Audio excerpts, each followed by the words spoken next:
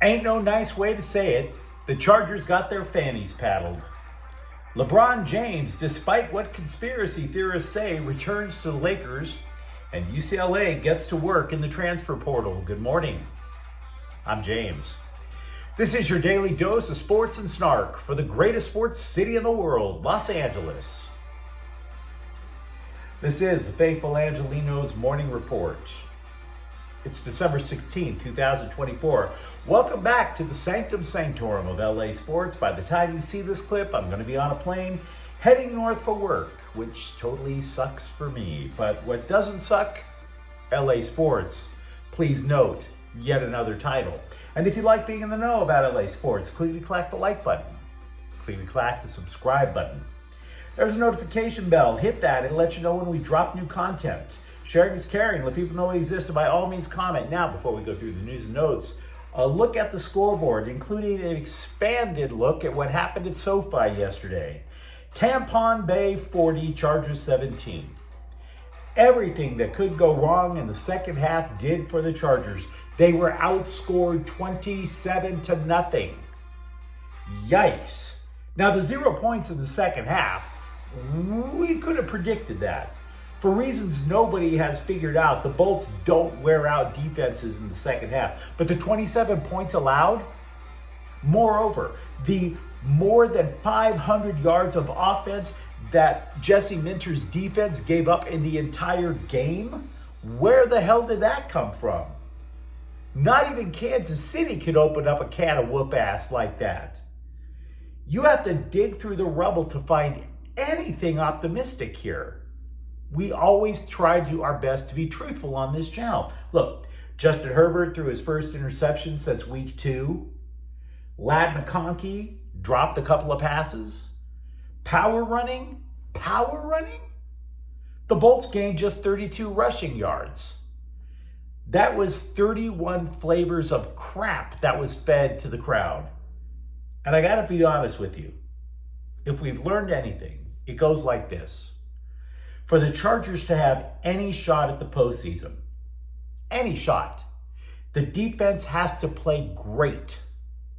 Not just good. That's not going to cover it. They have to play great.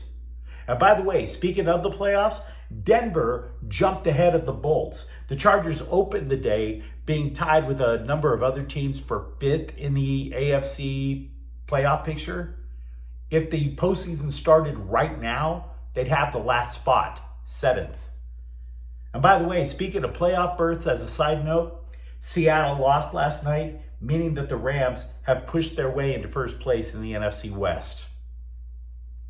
Lakers 116, Memphis 110. Anthony Davis scored 38 points for the Lakers. They had lost 3 of their past 4 games. Austin Reeves added 19 points. LeBron James returned, scored 18. And we'll talk a little bit more about that in a moment. USC 89, Montana State 63. St. Thomas scored 17 points. Trojans improved to 7-4. Meanwhile, today, Utah is at the Clippers at 7:30. The Clippers have lost 3 consecutive games by an average of just more than 20 points each. And let's get to the news. Turns out, LeBron James wasn't out for a week so that he could go on the lam. So that he could be the fugitive, replacing Harrison Ford in a reboot. I got a lot of that over the last few days. That the all-time leading scorer in NBA history did a lot of compromising things at the Diddy parties. So saith the conspiracy theorist. Now look, who knows, right? I'm skeptical. Hell, I'm skeptical that we'll know anything about any of that kind of stuff. The only thing that I'm marginally confident of is Epstein not killing himself. But who knows, right? Let's push that off to the side. Let's not partake in conspiracies to start off our week.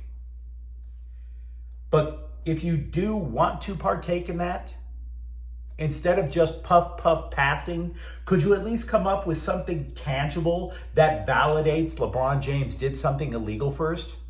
Could you at least grant him that? I realize he could get under people's skin. Totally hear you. But just a little bit of proofy proof, right? Because the theory that everybody keeps pushing forward would lead to the following: that LeBron James, one of the most recognizable people on the planet, would have to ditch his family, undergo plastic surgery, move to Israel, and rename himself Ezra Rabinowitz in order to avoid the long arm of the law. Doesn't that seem a little far-fetched? Doesn't it? Occam's razor, people. The simplest explanation is most often the correct one.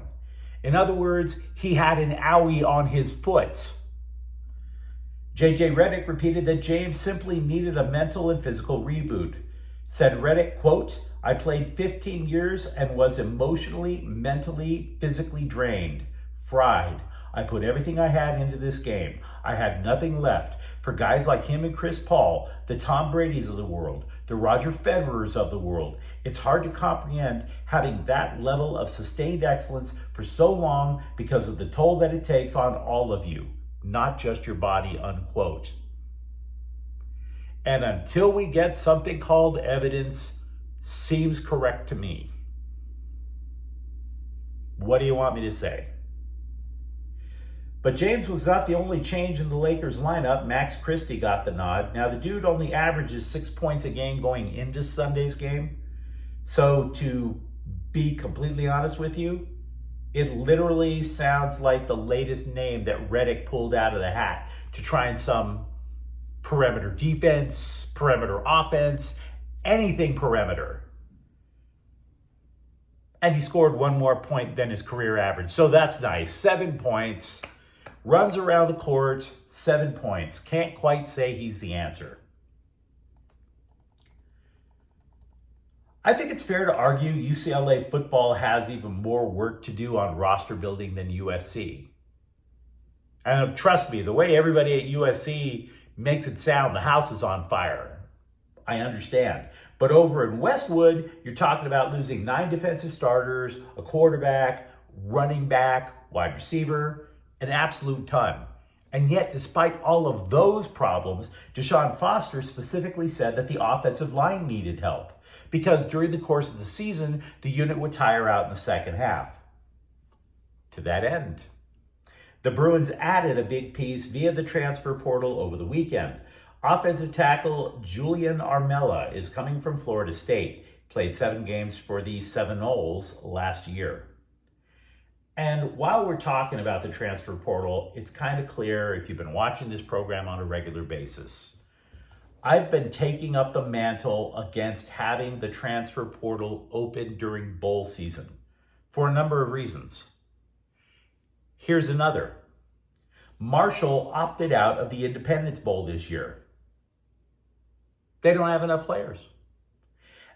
At our last count, USC had lost 15 players to the transfer portal. The Thundering Herd lost more than 25. More than 25. Now look, there is going to be a game played.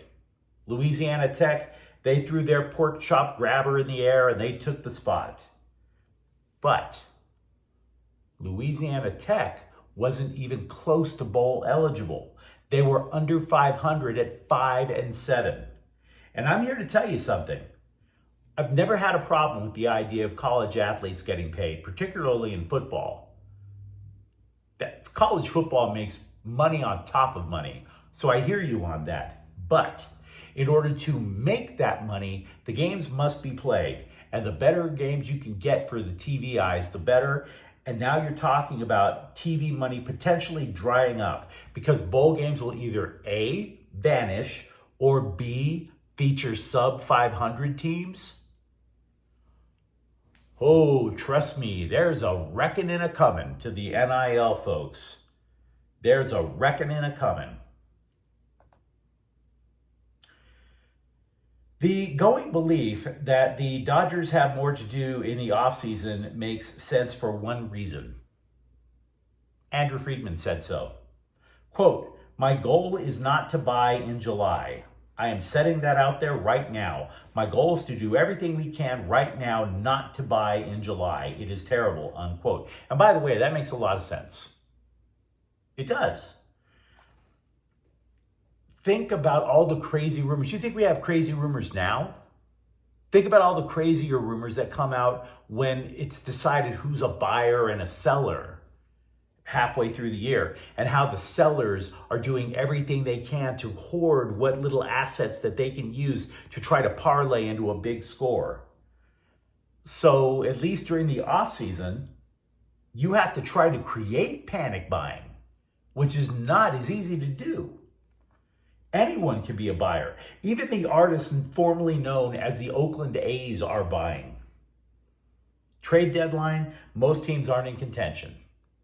So yeah, if you're a Dodger fan and you're sitting there saying, oh yeah, don't worry, even if the team is incomplete at the start of spring training, it ain't a thing.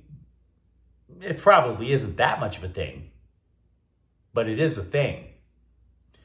But you let me know what you think in the comments thread. Talk to me, for example, about the disaster that went on yesterday over at SoFi Stadium. And for that matter, let's have some fun. Share with me your grandest LeBron James conspiracy theory. And if you enjoyed the content, don't forget to subscribe to Faithful Angelenos. We talk LA sports every single day here. Thank you for watching. I'm James. We'll be back tomorrow. Faithful Angelenos is a Kian Cortel Queso production. Take care.